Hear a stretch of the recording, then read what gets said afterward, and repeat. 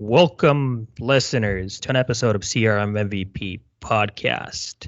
My name is Antti and I'm here with a lovely British gentleman called Kyle Hill. Hey there, how you doing, Antti? I'm good. How are you, buddy? Yeah, very well, very well. Excited to be on the pod, my first time. So you're claiming my virginity in a sense. That's what I do. That's what I do. So the point of this episode is to, sort of discuss about Azure services. We both have a Dynamics background. You have a developer background, and I have a functional consultant background. And with where the world's going, sort of being in that Dynamics silo is simply not enough anymore.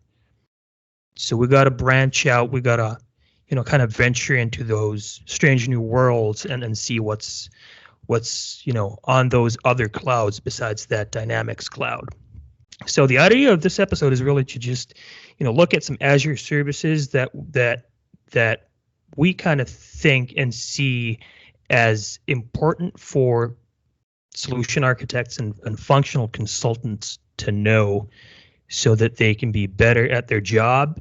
And the point is not really necessarily to know them well enough to implement them, but at least to be able to point, your team members or your other people in the right direction so that you can get the desired outcome for your project.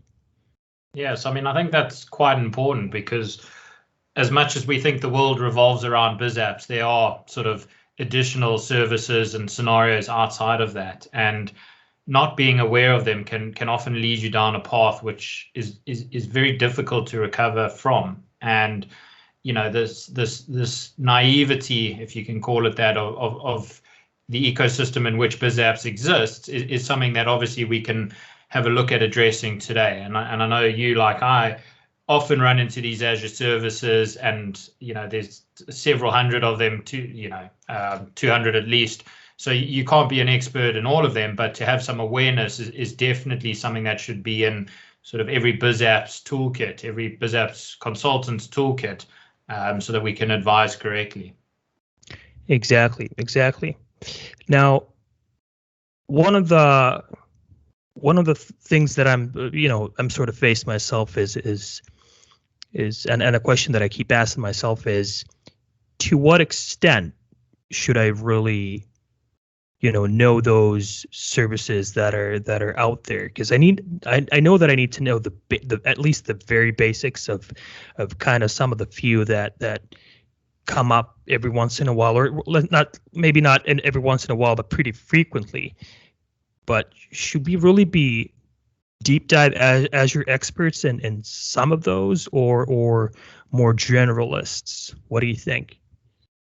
So for me, I'm quite fortunate to work in a partner where they have lots of specialists that can deep dive in this, and it's sufficient for me to have a generally broad understanding of the majority of these services, and then get the experts involved where necessary.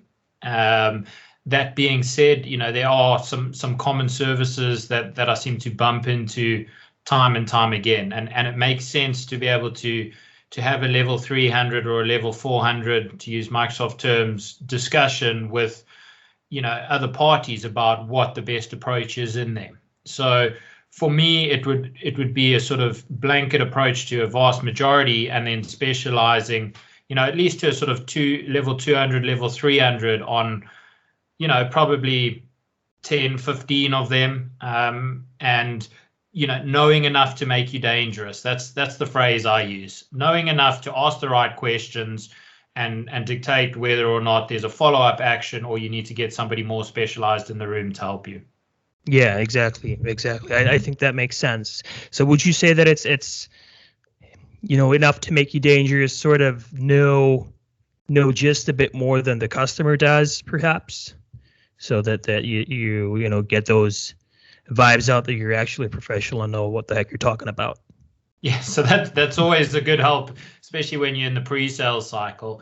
But I think where it really rings true is when you can actually have a discussion with a technical architect, from your own team, and actually challenge a decision, but challenge it with an alternate in mind to say, okay, we've gone down route A. What about route B here that could potentially give us some positives in this scenario? And Yeah. I think that's quite important because we see it all the time. There's several ways that you can come to a solution, and there's always going to be trade-offs. So what are we looking for, and how do we keep that in context of the larger sort of ecosystems where BizApps is playing? Exactly. Yeah, because there's definitely lots of ways, just like in Dynamics, there's definitely lots of ways to accomplish, the same things in Azure.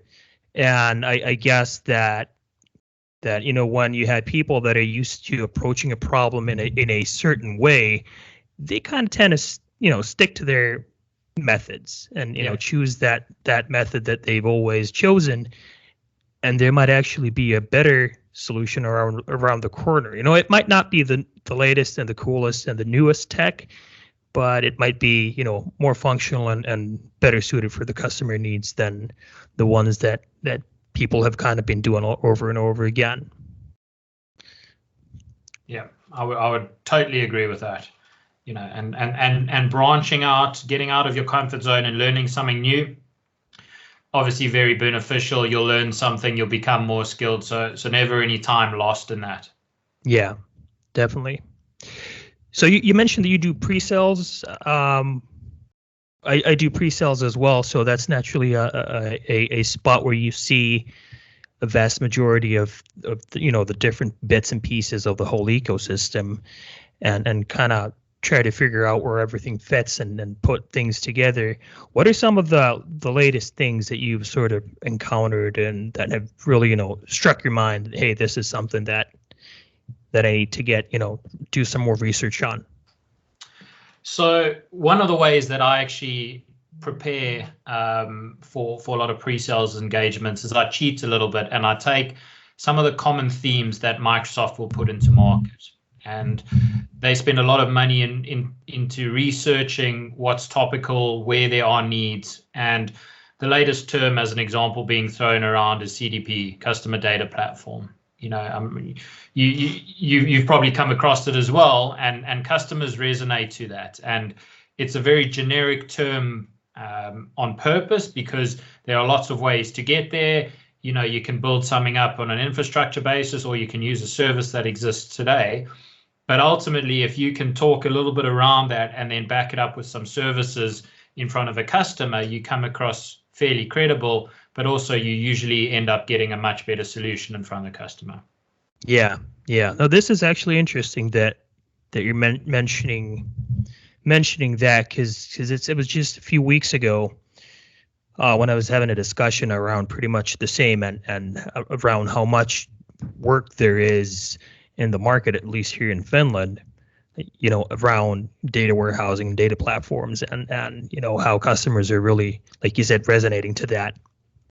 So it seems to be a pretty nice opportunity. Yeah. So I mean, if we expand on that a little bit, and we're going into a customer meeting and they're talking about customer data platforms, that's not typically in the wheelhouse of a BizApps consultant.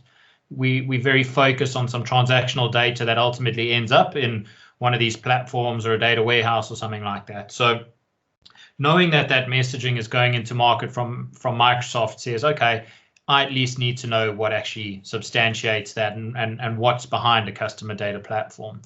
So obviously Bing's your friend and you can go and find some information there. But ultimately, if you look at Azure and the services, that spring to mind are things like Azure Data Lake service, now on Gen 2 as an example. And we've heard that do the rounds a little bit. It used to be CDSA and, the Data Lake service, obviously Gen 1.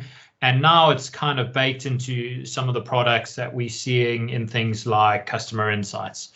So you need to understand what they are, and doing a bit of research into Data Lake service and how it's structured and being able to talk credibly about it really, puts you on the front foot for a conversation with a customer.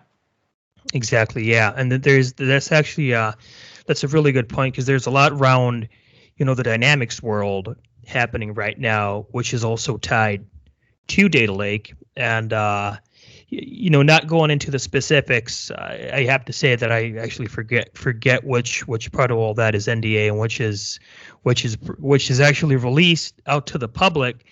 But it's definitely something that's tied with Dynamics pretty tightly as well in the future. Yeah, absolutely. We always talk about the single view of the customer, and a data platform supporting that is key to that. We think all the data is going to live in CDS or D365, when in reality you've got a very fragmented IT landscape, and you've got to get data in from all over the place. So it's not all going to live in that system, and probably by good design.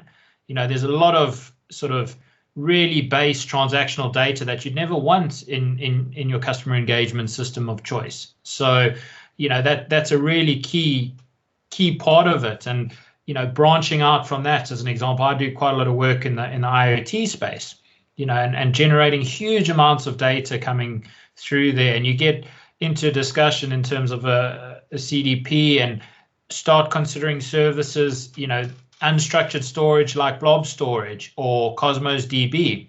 So now you've taken your single sort of data lake storage, and now you're comparing it to two other scenarios, and you've got to be a little bit more credible about those two. And this is how it kind of starts with a marketing term from Microsoft and grows out into a couple of services you need to be aware of. Yeah. Yeah, and there's been a fundamental change in how storage and Dynamics works as well. So we don't only have CDS storage, but part of those, your logs go to go somewhere, and your attachments go to another place, and so on. And kind of talking about the storage aspect, I think that with data lake, like you mentioned, blobs, the whole Azure storage concept is as a whole. If we look at Azure files, maybe Azure managed disks, blobs, data lake like we discussed, and even Azure queues. I think the fundamentals and basics of those are really important to understand. And for example, with field service scenarios, something that I blogged about a few weeks ago was that when you have a field technician and they take photos in the field, those photos, when you use field service, those photos go to CDS. So is that the place where you want those photos stored? You don't have any metadata for that. They're harder to find. They take up storage, they take up space, it costs money. Should you be putting those to SharePoint or blobs or file storage? What would be the right place for that? And it is not a question for you to answer or either to kind of dive deeper into in this discussion, but it's just a practical real life scenario, around the different options that we have. Yeah, and I mean, it highlights again, just knowing that the options are available, you can at least have a discussion to say, what are the pros and cons, or what are we going to gain by this? And typically what we find is that the customer has an investment in technology X, and they want to sweat that, they want to leverage a bit more. And to motivate them to change, you've really got to know what you're talking about. And exactly, the SharePoint one versus CDS versus data lake is a really good example. Where is the best place for that data to land? And you'll probably find that the customer has some structure in place already that is going to be very difficult for you to dislodge, in terms of a data platform. But you could probably complement it fairly easily by landing it in CDS and moving it out. Yeah. And simplicity can often be the best way to achieve the goal. Yeah. And yeah, I mean, it's really thinking about a really typical customer engagement implementation and a customer engagement scenario. A lot of times you have a customer that wants to handle documents in some sort. You have your out of the box SharePoint document integration with Dynamics. But again, these days we have more options than that. Is that the place where you should store your documents, or again, you go to files or blobs instead, depending upon the type of files that you have. So yeah, that's really one of the core things to kind of understand. Yeah, I just wanted to circle back a little bit because I mean we spoke about how Microsoft put these terms into the marketplace, and the other one that customer data platform being one, the other one that we see all over the place is AI. And the reason why customer data platforms is important is because it generates and stores a whole lot of data that is necessary to then sort of run AI as a tar brush, as a generic container. And there's all sorts of things to consider under AI. So when somebody says to me AI, I'm like, okay, well, are you talking about something like an automated assistant and the bot framework? Are you talking about something like the cognitive services? Are you talking about something like machine learning models? And all of those, again, then filter under this term. And knowing a little bit about each of them really helps you give an informed opinion. Yes, definitely. And that's something that, with using, especially like with using a tool like Flow to sort of bring the three Microsoft clouds of Office, Dynamics, and Azure together, that tool is in Microsoft's word, your application integration tool for citizen developers, even that has constantly growing connectors and connectors and bits and pieces to these AI parts. Yeah. So you can actually start leveraging AI a lot easier in your implementations these days with that. Yeah, and I think that the trick that Microsoft is pulling here is that this data is actually going to create more data. So you're going to have a huge amount of data stored. You're going to run an AI mechanism over it. It's going to drive some sort of action, maybe an outbound marketing campaign as an example, which is going to generate more data, which is going to generate some customer engagement. And from their perspective, that's obviously in their interest, but you see how it just grows and grows and grows. Yeah. And I think that, talking about data and the different sources is sort of a natural way to kind of touch integrations a bit and kind of the difference between integrating applications, which would be, if you ask me, I would say you integrate applications with something like Flow, but you integrate systems with something like Azure Integration Services. And then you integrate data with something like Azure Data Factory. Yeah, so I mean, again, a good example there, because there's a number of components that you'd also want to be considering. So something that I come across and use all the time is a service bus, a very old school topic, but revolutionized with the cloud, where you're putting a message on there, it's a generic message, something has to happen. There's a huge amount of facilitation for fail and retry. And, the benefit of Azure is a lot of the services are integrated. So you can take that message, you can run it through an Azure Data Factory, another really common scenario is to have something custom written in a function, an Azure function, and ultimately you can even put a result back on the queue. And when we're talking integrating your integration as a topic, you mentioned it quite well. Are we integrating a system? Are we integrating an application? Or are we integrating a process? Because it really varies in terms of what you would choose or recommend. Yeah. And yeah, I mean, and you sort of have different services that fall under different brackets of Azure, I guess, if you could say it like that. And it's probably one of the broadest of topics, I would argue, at least, because there's just a ton of variables there.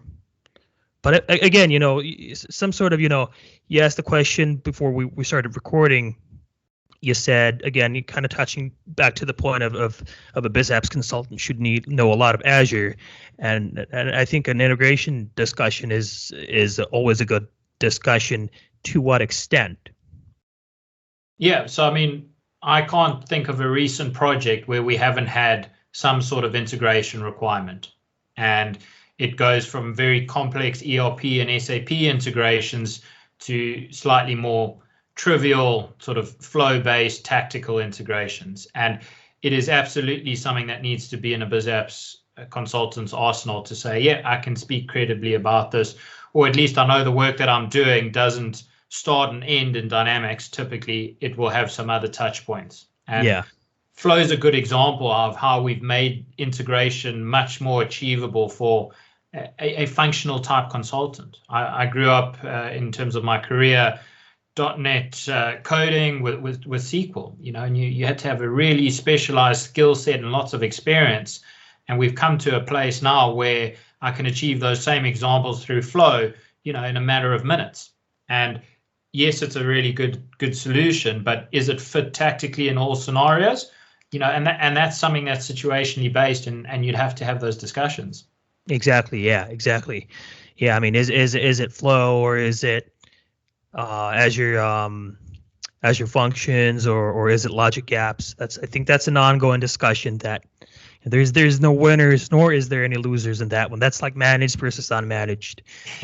Yeah, there's no right answer in that scenario, but it's fun to stir the pot every now and then and see what happens. No, it is, and one of the I've been for the past 6 months or so, I've been doing a speech on sort of integrating Microsoft 3 clouds with Flow, and pretty much on every session, someone asks, "What about logic gaps?" And it's always an interesting discussion to enter, because there's no really no wrong answer there. So it's just really comes down to who's doing, what are you doing, and how much you want to pay for it. So yeah, so I mean, those are some of the considerations, and we've been neglecting the item of cost and operational cost, and I think we will do that a little bit more, because that's not the discussion we want to have. But something that's interesting for me watching your presentations and your blog articles on Flow,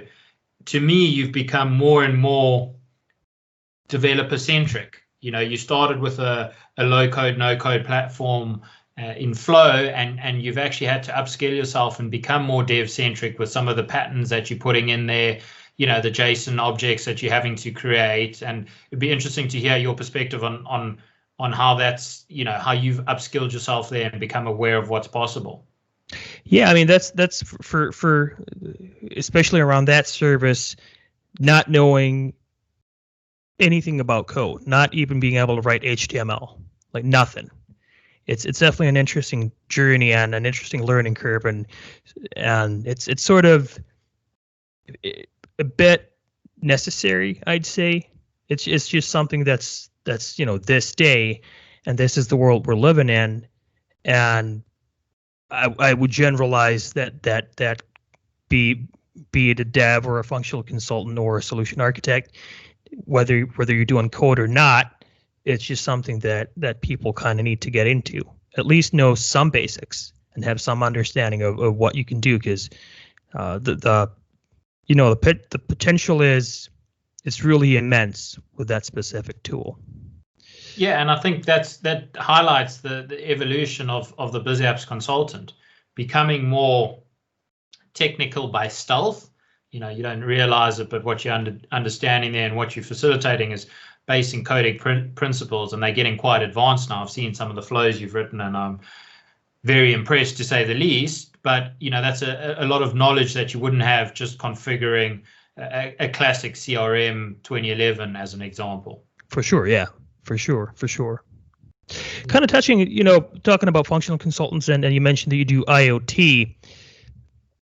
What's your thoughts on the sort of the IoT world and how Dynamics or let's say Power Platform professionals should approach the world of IoT? Because I think that's a bit scary, to be honest. There's a lot of things there. There's a lot to understand. A lot can go wrong, and it actually feels pretty hard.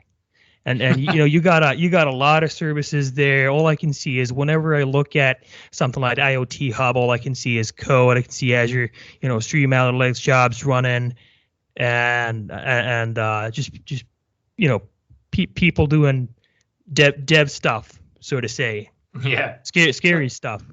I think it's interesting because the concept of IoT has been around a long time, and to me, it's kind of the evolution of the data platform. We've always been generating data and sharing it, and most of the time it was across a network, a siloed network, and we were transmitting it in a different pattern. But today we've got to the stage where we've got an incredibly connected world, and sending messages from one continent to another isn't really a challenge, and it's become really, really cheap. So, again, for me, IoT under the CDP and understanding what that means is just an extension of that. And like you say, I mean, it is a little bit more technical. You spoke about IoT Hub. Microsoft realized that this isn't really accessible for a lot of people, and said, well, okay, we know how to solve this, and we'll wrap it in a service. So what they did is they came up with IoT Central as an example, which is a SaaS-based application. And again, it's not as comprehensive as an IoT offering, an IoT Hub offering, in my opinion, but it will light up your scenarios and a lot of common scenarios kind of out of the box. And that's targeting both functional and technical consultants, but it all loops back again into this data that's being generated and needs to be stored. Yeah. So I'm curious, because you've obviously done a lot more around IoT than I have, and if Ben Walmer's listening to this, Ben's has to shut his ears right now, because otherwise he's gonna chastise me for asking you this. Do you think IoT Central is something that in general you can use as a tool to go into production? Or is that more around doing proof of concepts, and I'm not going to say quick and dirty things, but proof of concepts and very, very light scale, small to medium enterprise, like genuinely small to medium enterprise solutions? What do you think? So to me, Central is enterprise ready. It can go into production. It uses the same components that you would use as using an IoT Hub and such like. All they've done is they've wrapped it up, and I see a lot of investment going into that. I think it caters for a lot of common functions that a lot of people don't want to have to build, device registrations and the like. And the sort of SaaS application is just getting stronger and stronger and stronger. And to me, I would much rather deploy an IoT Central with a nice interface, because of the benefit that gives me. And we have clients that are in production today with IoT Central, and they've got no complaints at all. Interesting. Yeah. So is there that's partially becoming lazy as well, but partially relying on good work that's being done by the developers of these services. I imagine that Microsoft has a think every time they release these Azure services, and try not overlap them too much. They've got to have a unique selling point in some manner, so that they stay relevant. Otherwise, they'll get trashed. Yeah. So is it hard for someone who loves jiggling with all the cool things under the hood, like ASA, Azure Stream Analytics jobs, and all these things, when you can't really touch those in IoT Central? Is it hard to not be able to do that, or?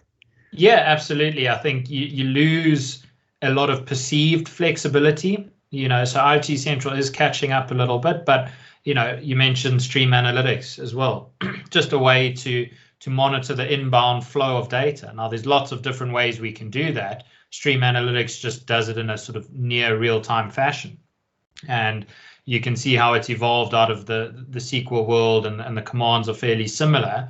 And yeah, you've got a lot more flexibility on that, but it's also limited in terms of the amount of parameters and execution type events that you can do within a stream job.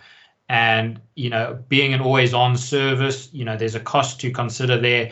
Whereas if you consider something from a central perspective, an IoT Central perspective, that cost is all wrapped up in your SaaS service. So me personally, I like having the flexibility, with a bit more of an infrastructure-based approach. That said, particularly when I'm in a pre-sales environment, IoT Central is an absolute godsend, just in terms of the visualization and what it can do sort of out of the box. Interesting. Yeah. So that would be a good thing to approach a potential customer with, and sort of at least pitch the story on a high level that gets kind of get the ball rolling and to dive deeper into their requirements and needs. Yeah, absolutely. And often customers will want to see something in action, not smoke and mirrors and those sorts of things. And from my experience, they're very open to what the limitations of the product are and are happy to work within those. And a lot of the limitations also come from the business that they're in and the sort of landscape that they're in. And that will dictate one service or the other. IoT Hub requires, all of these additional services, but gives you lots of flexibility. And the customer may say, well, look, I don't particularly want to pay consulting fees for you to support all of this. I'd rather just turn on IoT Central as an example and get, almost like for like functionality. It's not parity, but it's fairly close. And for me, ramping up on this journey, I'm happy to start there. Exactly.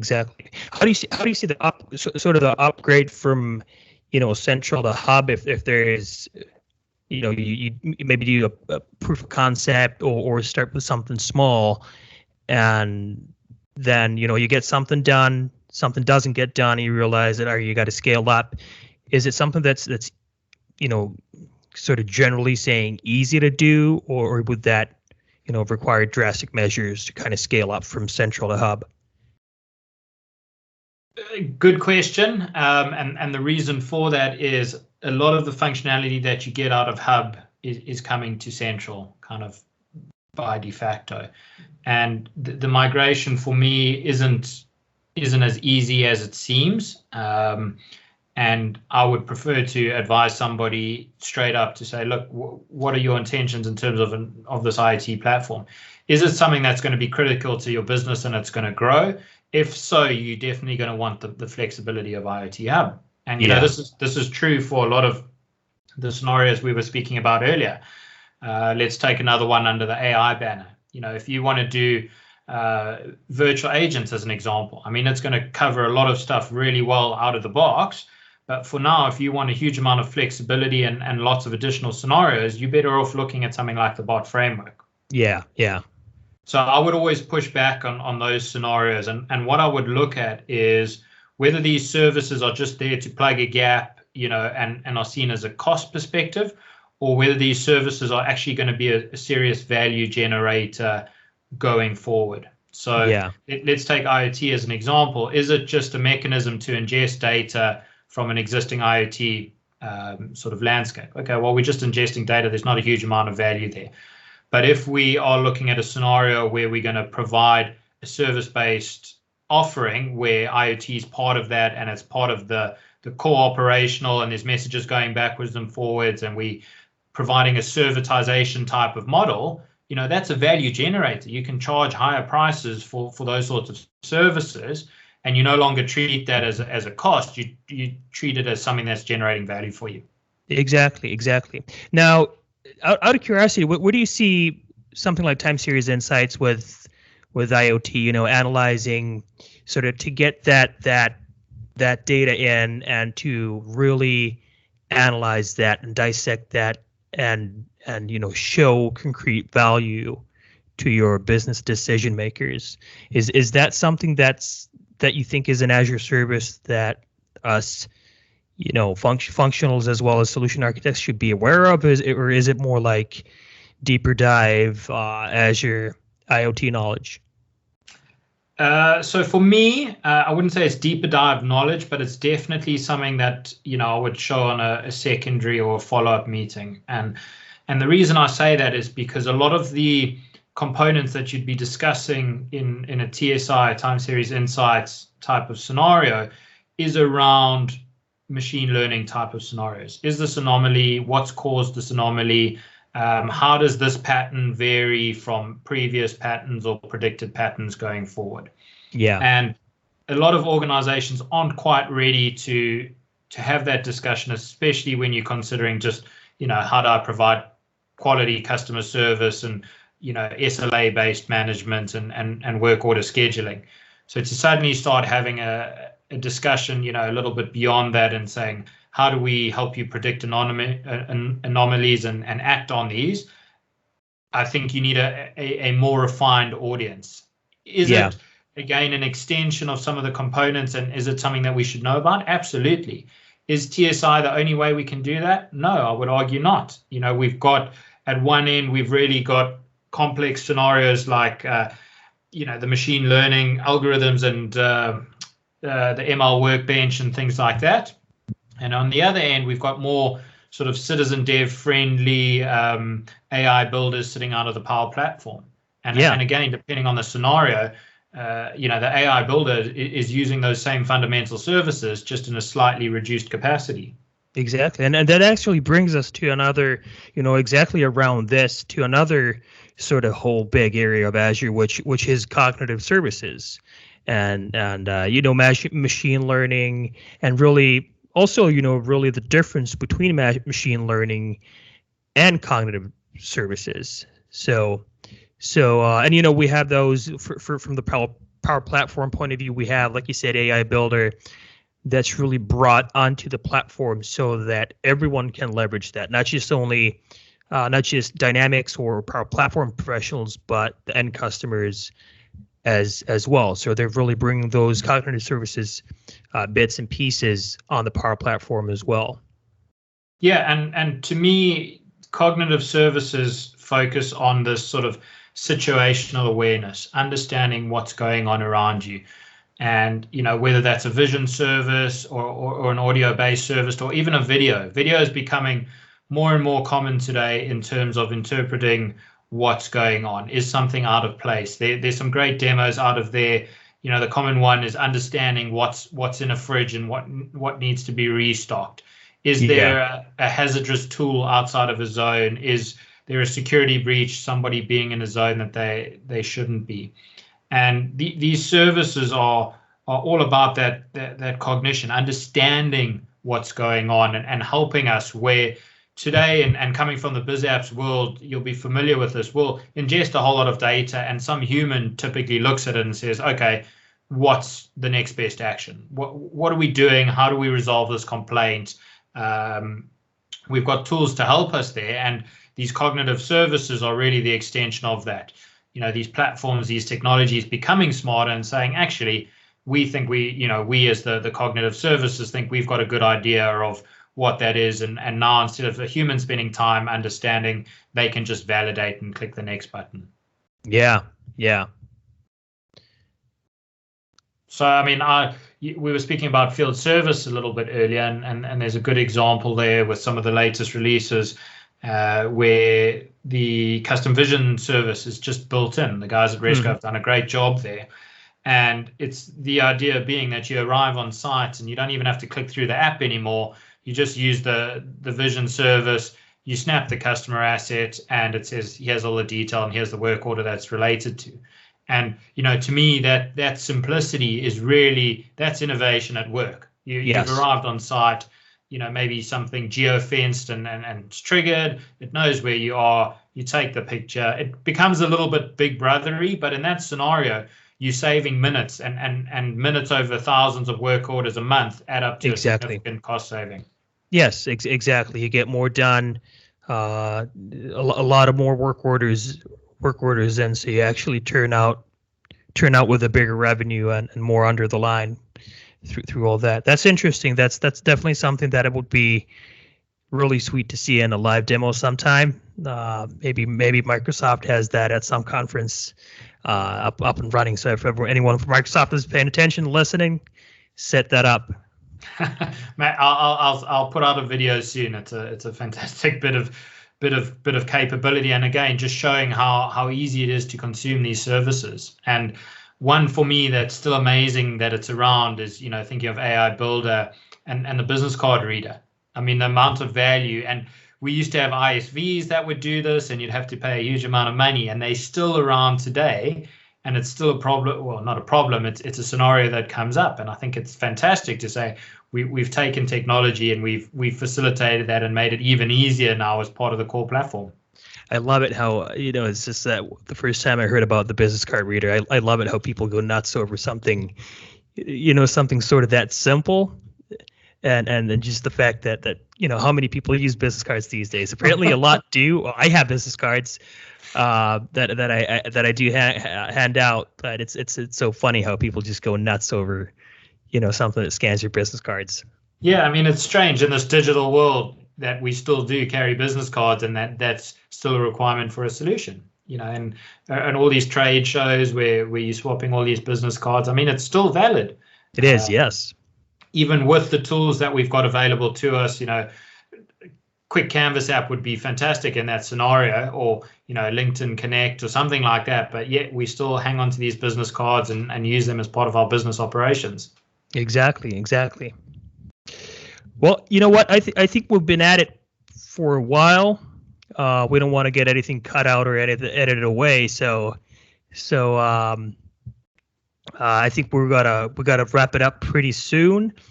Is there anything on your mind that you kind of that you're thinking about when it comes to Azure services? I think we've covered quite a few about what 8, 9, or 10 services that we've sort of seen. I think both seen in pre-sale situations and implementation projects as well. Is there anything else on your mind? Well, no, for me, it's more about the discussion. I'd be very interested to see what the comments are and what the discussion is around this, because most of the technologies are situational as to when they fit best. And, I imagine there's going to be some healthy debate here. And Gus is always happy to share, a few opinions of his own. And I know he's been extensively looking into Data Lake, and I think he's doing a level 400 course soon for us, so that we can all learn from him, and we'll see his opinions and challenge him a little bit. Exactly. That's awesome. That's definitely a course I'm going to enroll to. So no pressure, sure. Gus. We're all waiting now. Yeah. So Gus, make that happen. You got a couple of students here eager to join your course. So kind of wrapping it up. What is your, and this might be, it's a bit of a general and a black and white question, but what is your favorite Azure service? My favorite Azure service. My favorite Azure service is actually the video processing cognitive service. I did some work with this a little while ago, and I was recording a stream off a camera and passing it through there. And the reason it's my favorite is because of the number of actions it does. It transcribes the call. It picks up common faces. It picks up phrases and common brand names. It picks up sentiment, and it picks up keyframes. It's a really powerful sort of service that will open up a huge amount of possibilities. If you think of the retail world and where the eye's drawn and what products and what branding and what colors. If you think of health and safety and making sure that somebody hasn't fallen off a ledge, or machines are operating at the correct temperature. Chemical fires is another good example. Whether trucks are loaded correctly. I mean, there's just the possibilities are endless, and that service just wraps it all up and makes it very, very easy to consume. And you can combine it with Biz Apps and CE in particular, and then drive additional outcomes. So that's mine. What about yours? Yeah, that's definitely a valid answer. So it's a hard question. On one hand, GenLake is something that I don't know enough about, and I want to learn, more about it, and just kind of dive deeper to it a bit, because it has such a tight story with Dynamics and the Power Platform as well.